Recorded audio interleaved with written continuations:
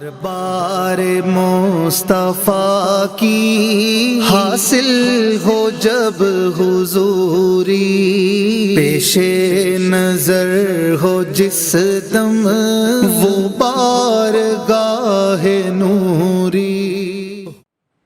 والذین هم لفروجہم حافظون، وہ لوگ جو اپنی شرمگاہوں کی حفاظت کرتے، الا علی ازواجہم او ما ملکت ایمانہم فإنہم غیر ملومین۔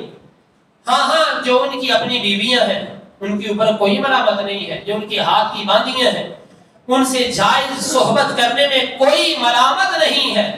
یہاں پر دیکھیے والذین هم لفروجہم حافظون، باطن کی صفائی کے واسطے یہ بات ضروری ہے کہ انسان اپنی شرمگاہ کی حفاظت کرے۔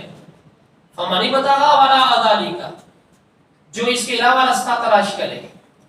اس وقت فی زمانہ غلام اور لونڈیوں کا سلسلہ تو ختم ہو چکا، اگر اپنی قضائے شہوت کا رستہ ہے تو صرف اور صرف منکوحہ بیوی، اس کے علاوہ کچھ نہیں ہے۔ لواط تک یہ بھی حرام، مشت زنی یہ بھی حرام۔ اور وہ لوگ جو یہ نعرہ لگاتے ہیں کہ شادیاں صرف 4 ہو سکتی ہیں اور نکاح کئی ہو سکتے ہیں، یہ نعرہ الاپنے والے لوگ یہ صرف اور صرف اپنے ہوائے نفس سے پیچھے چل رہے ہیں۔ قرآن کے اندر فَانْكِحُوا مَا طَابَ لَكُم مِّنَ النِّسَاءِ مَثْنَىٰ وَثُلَاثَ وَرُبَاعَ، نکاح صرف 4 عورتوں سے ایک وقت میں ہو سکتا ہے، ایک وقت میں۔ تو یہ جو لفظ شادی ہے اور نکاح میں فرق کرنے والے لوگ یہ کس تخیل کے اندر پھر رہے ہیں؟ یہ جو شادی کا لفظ ہے یہ شادی تو اردو زبان میں ہے، ہماری زبان میں شادی ہے، وگرنہ نکاح اور شادی میں کوئی فرق نہیں ہے۔ نکاح بھی وہی چیز ہے، شادی بھی وہی چیز ہے۔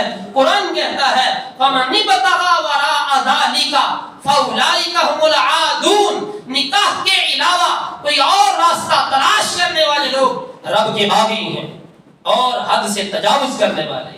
اولئک هم العادون، تو لہذا اپنی شرمگاہوں کی حفاظت کرنے والے لوگ اپنے باطن کو آسانی سے صاف کر سکتے۔